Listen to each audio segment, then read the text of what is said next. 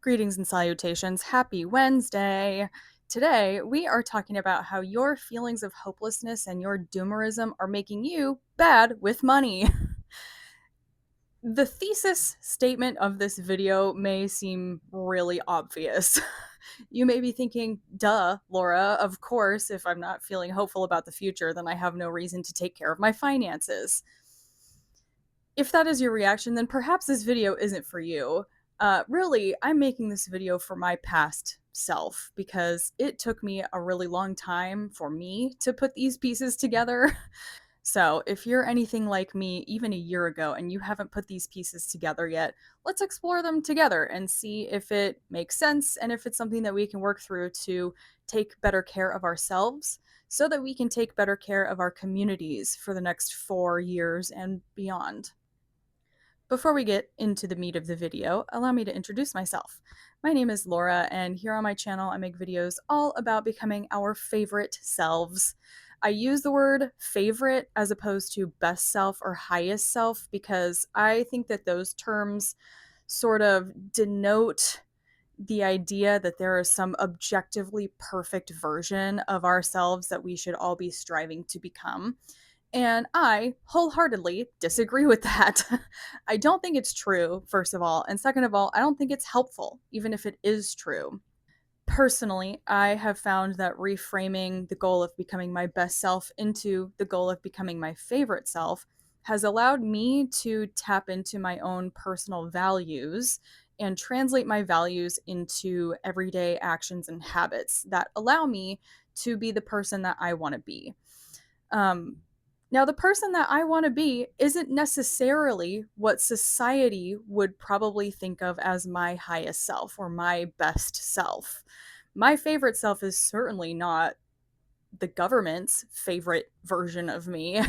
It's not my teacher's favorite version of me growing up. It's probably not even my parents' favorite version of me. I think it also allows for some movement, growth, not being static. I just realized I almost forgot to do the YouTube things where I ask you to subscribe, like, and comment. Um, yeah, I would really love to invite you to hang out with me here on the internet by hitting the subscribe button. My goal is to reach 100 subscribers by the end of February. As you can see, my channel is very small right now. I have about 44, 45 subscribers. So I'm not even halfway to my goal yet. And I would deeply, deeply appreciate you contributing to me reaching my goal. Please, if you like this video, consider hitting the subscribe button. If you want to check out my vibe before you make that kind of commitment, go check out my other videos. I've made a few. If you go and look at my other videos and topics don't interest you, but you like my energy and my vibe and what I'm bringing to this platform, please let me know that in the comments so that I can make content that resonates with you better. But without any feedback, I'm just going to make whatever I want. So, now that that's out of the way, let's talk about feelings of hopelessness and the impact that it has on your finances. Our finances. As I was saying in the introduction, I pretty recently realized that my own feelings of hopelessness about the future were directly impacting my mindset about money and my ability and willingness to learn about managing my finances. I'm just going to share my story here and we'll go on this journey together and we'll see if it's helpful for you or not. I don't know. I don't have a plan for this video really besides the topic. So come with me. Here we go. So, I guess a little bit of background is that I am, first and foremost, very left leaning politically, which means that, it's pretty hard to exist in the current political administration, certainly, but in this economic system that we have, I feel very present and painfully aware of all of the unfairness that exists in this world. And that hurts, even though I'm somebody who benefits personally from a lot of that unfairness. I am a very empathetic person. And so when people around me hurt, so do I. I think that empathy actually kind of shot me in the foot a bit a bit is putting it lightly, in terms of my, like I said, ability and willingness to make money and participate in this system, because I sort of have this moral objection to contributing to this system, to playing by the rules of this system, to enriching myself at the expense of others. And that is how this system is designed, right? Like, you can't make money in capitalism in the United States without solving a problem, which means that everybody is able to exist and profit from the pain of others. And we'll probably come back to this because I'm currently in graduate school to become a therapist. So, as much as that was the case for me in my like previous careers, it's going to be even more of a truth for me going forward, and that's something that I'm constantly wrestling with. um but yeah, I think like there's a certain curse of knowledge where it's like it's so easy to see how unfair this system is, and to have the reaction of like, I don't want to contribute to that, and so therefore I'm not going to play. But here's the thing that I've learned just since Dump was elected: me refusing to participate only benefits the people at the very top. And let me explain. So, me refusing to participate, me refusing to do what I need to do to take care of myself financially, obviously hurts me. But I think something that I tend to think about, and that I think a lot of other left leaning people tend to think about, is like, well, I don't care about taking care of me, because, like, if taking care of me comes at the expense of other people, then of course I wouldn't want to take care of me. That's not community care, that's selfishness, right? So, it's sort of this like too much willingness, frankly, to be very self sacrificing in the name of my moral purity, which is another conversation that maybe we'll get to. Maybe I'll make a different video on. I don't know. Stick around, we'll find out. But this sort of like, if caring for myself comes at the expense of other people, then I'm not interested in caring for myself. Like, why would I put myself above other people? I should be putting other people above myself. That's how I was raised. That is, the belief that I have before I really like examined it. And again, we'll get to that like evolution. I don't necessarily believe that now. So there's a little bit of that.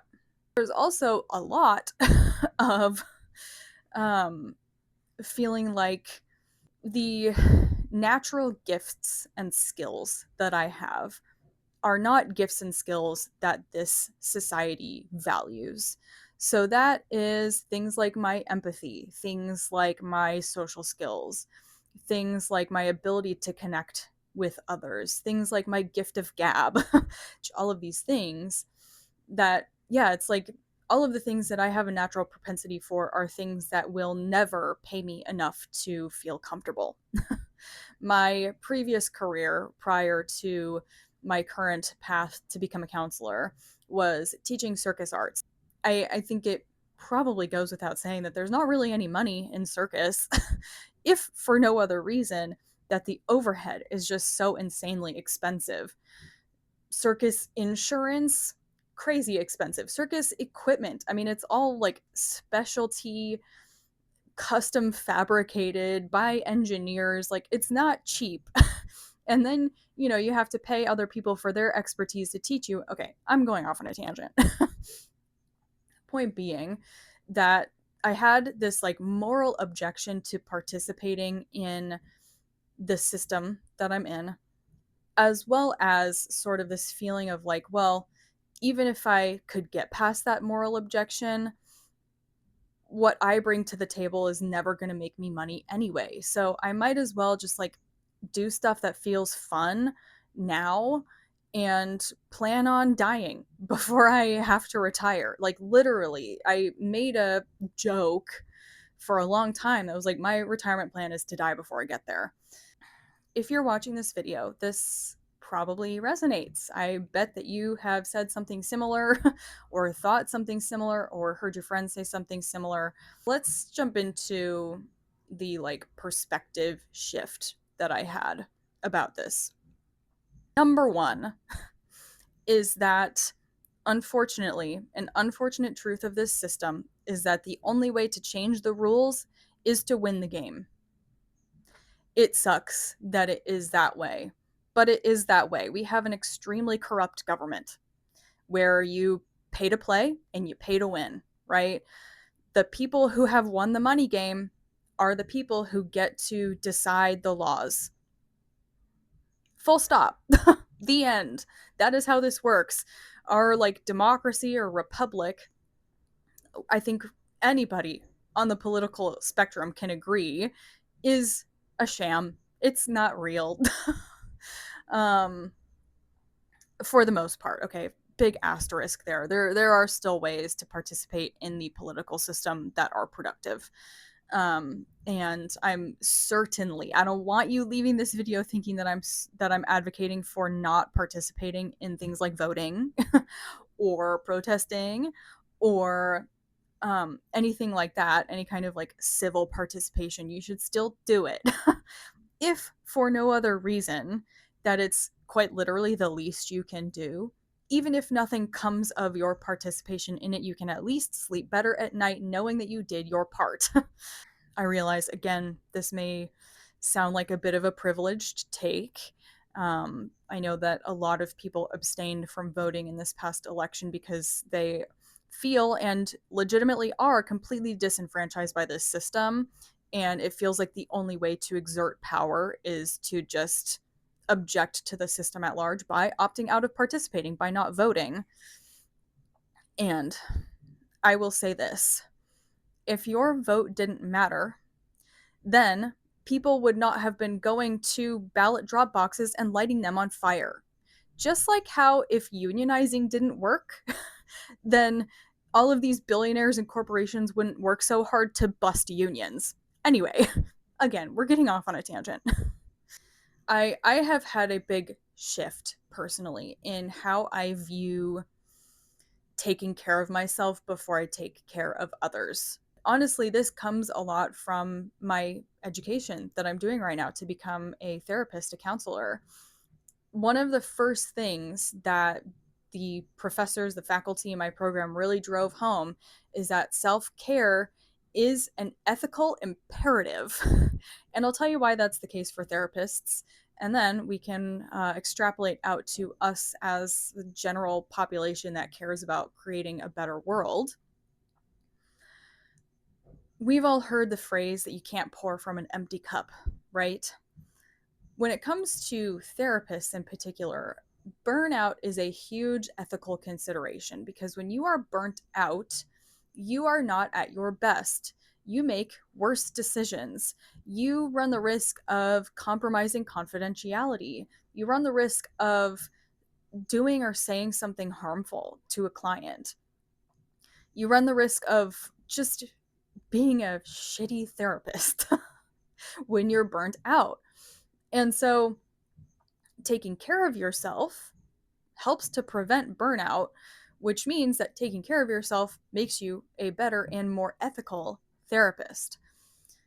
Personally, I think that we can extrapolate that out to like general existence in society, okay? As left leaning people, I think that we are all sort of realizing the importance of cultivating community in order to get through the next 4 years and potentially beyond. Hopefully not, but we'll see.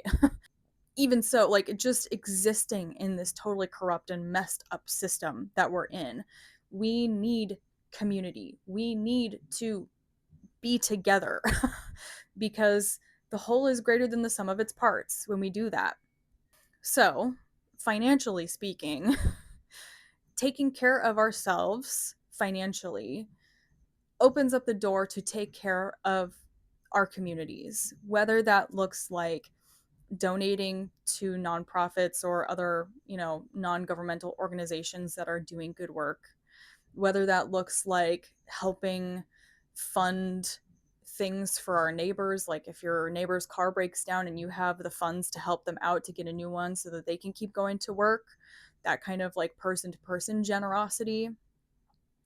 It also, as I was saying earlier, this system is pay to play, pay to win. If good-hearted people are able to get enough money to participate in the system, that is how we change things like laws. That is how we make corruption illegal again. This framework, this transition of understanding and like aligning making money into my own like moral schema started with a book. And because I mentioned that I would have some media recommendations, a book called We Should All Be Millionaires by, I don't remember her name, I'm so sorry, but I'll link it. The author is a Black woman who is a lawyer, and she speaks directly to this, that it's like if we as good-hearted people who really want to see change and improvement in the world, we have to make money. We have to have money, because that money opens doors. That money makes people listen. That money makes people take us seriously when we have an agenda of our own that we want to push, right?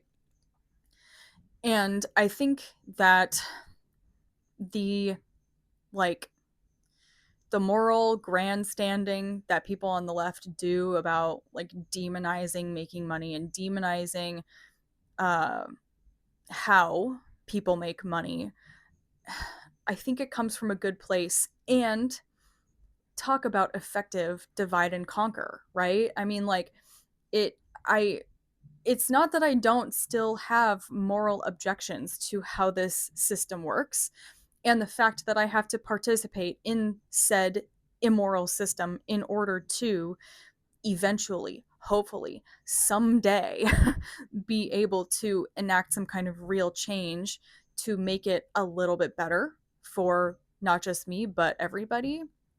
But I think that we have so much proof now to show that, like, abstaining on moral grounds, yeah, like I've been saying, doesn't help anybody. It certainly doesn't help the cause. It doesn't help us as individuals. All it helps is the billionaires. It helps the billionaires because when we don't claim what's ours financially or in terms of our own power, we freely give it away to them. We make it easier for them to climb even higher in the like financial and social ranks and subjugate us. I think like what I'm trying to get at is the whole no ethical consumption under capitalism thing. Yes, no ethical consumption under capitalism. Also, no ethical production under capitalism. No ethical existence under capitalism. But I will also add no ethical existence under any economic system. No fully morally pure existence in any system. Like, that's the thing. It doesn't matter what economic or political system we're in. People are going to do bad things. You are going to do bad things.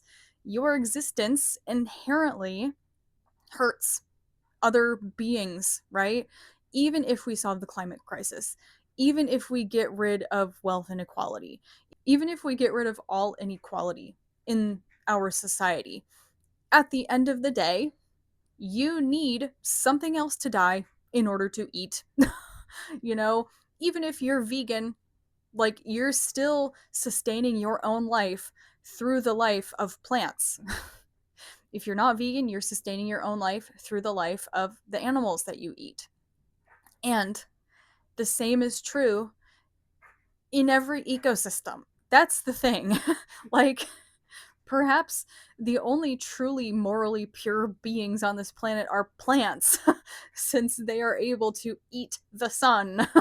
um, but we unfortunately do not have the luxury of photosynthesis as a species. So our existence depends on something else giving us its life force, us taking its life force. There is no getting out of that. So I think for me at least, it's been helpful to zoom out in that way to realize that like there is no moral purity in being a human, right? Like no matter what, even if you go and live a totally isolated life in the middle of the woods and you never speak to another human being again, you're going to have to kill something in order to live. You're going to have to destroy something in order to make something.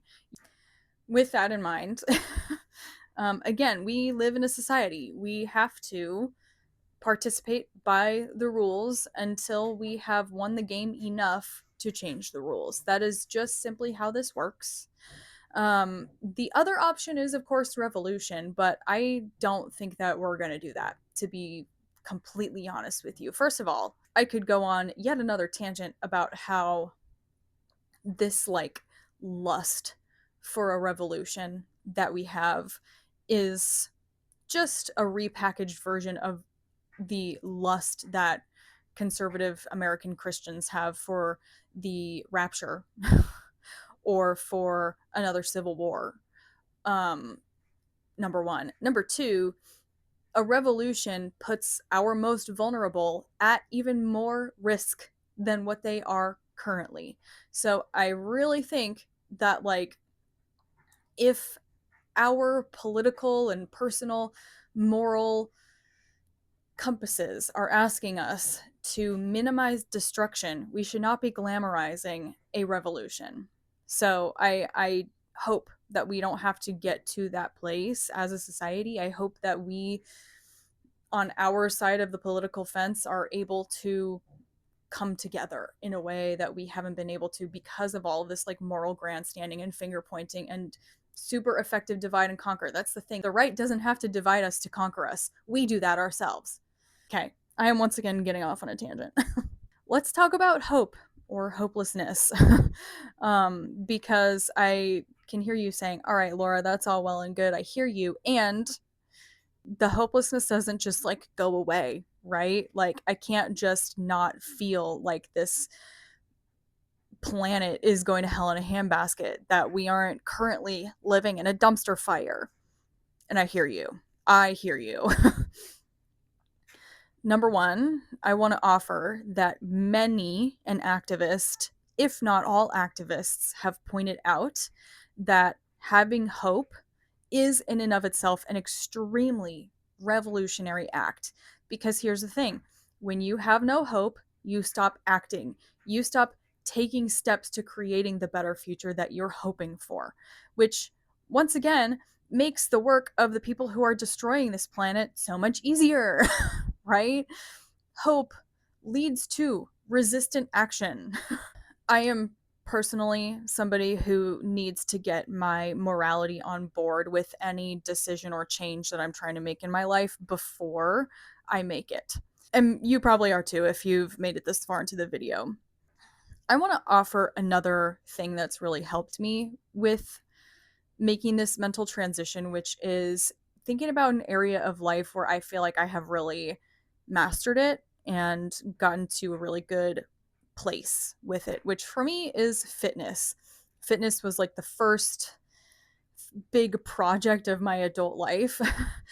I feel like I've really honed in and gotten to a place with my fitness and my relationship to my body. I feel like I've figured that out before I've figured out pretty much anything else in my adult responsibilities. So I asked myself, okay, I don't have any kind of moral qualms around being fit and like working on my strength and focusing on my what I eat.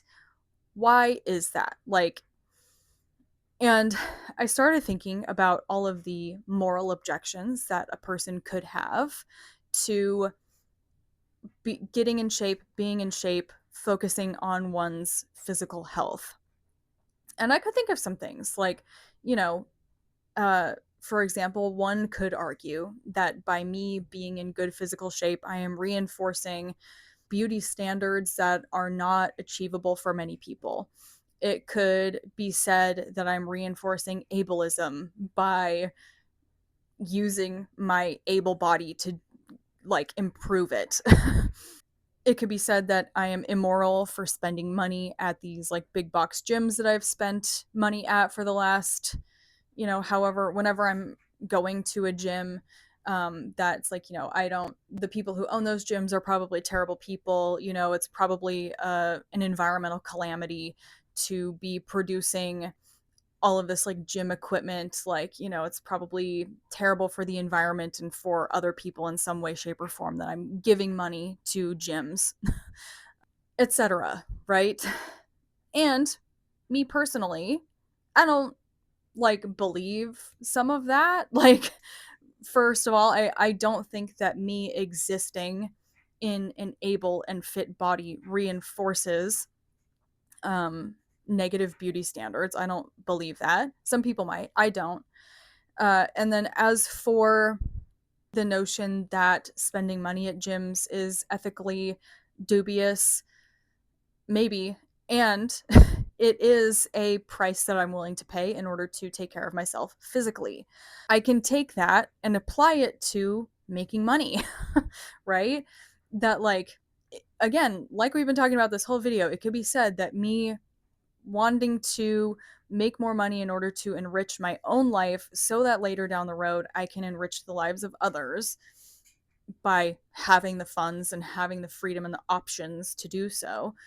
It could be said that I'm reinforcing capitalism. It could be said that, I have to do immoral things and support immoral people in order to do that. And all of those things I feel are true.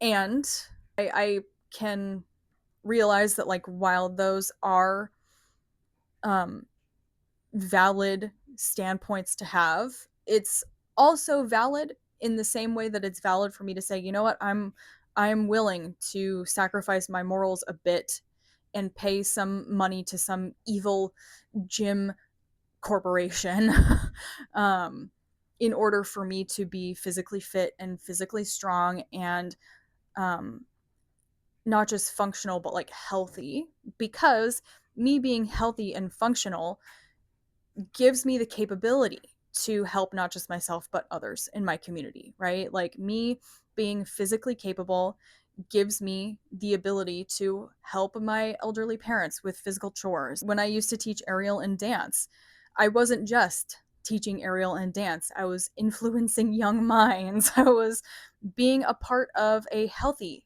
community for these kids, right?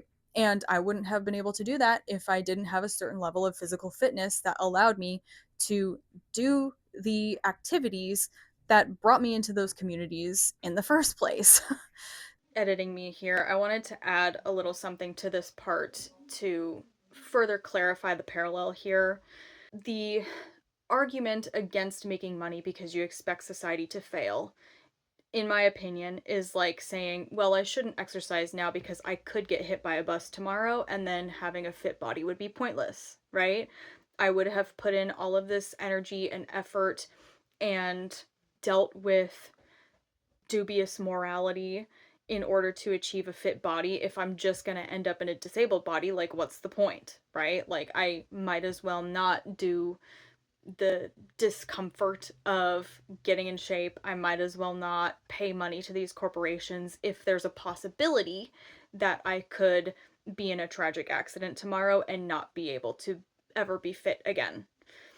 The way that I approach it is that, like, yeah, I could get hit by a bus tomorrow. I could um, be in a tragic accident tomorrow and not be able to work out ever again. That's absolutely a possibility. But I'm not expecting that to happen. And I certainly don't want to plan my future as if it's going to happen. Because if, in the more likely event that that doesn't happen, and I do continue to live in this body, I don't want to have been taking it for granted, basically. I see exercise not just as a way for me to plan for my future, but also as a way for me to develop my character and practice gratitude for being in an able body while I am. Because the truth is, at some point, if I don't die in a sudden tragic accident, I will be disabled. And I don't know when that moment will be. So I want to enjoy my able body while I can. I think that we can apply this to making money as well. There will be a point in time where I won't be able to make money. And so I want to enjoy the experience of making money now while I can. And use that as a form of gratitude for my ability to do so, right? Like, we may see a societal collapse where I no longer have the ability to have this much control over my own life and my finances and my resources. So, let me enjoy that feeling while I can. So, hopefully, you're seeing the parallel that I started to see when I realized getting my physical fitness and my health figured out was not a morally pure thing to do. Neither is getting my money figured out. And yet, when we're looking at the total scales of a life, me taking care of my finances and getting into a better place with them opens doors to me to live into my values the same way that me being in shape opens doors to me living into my values.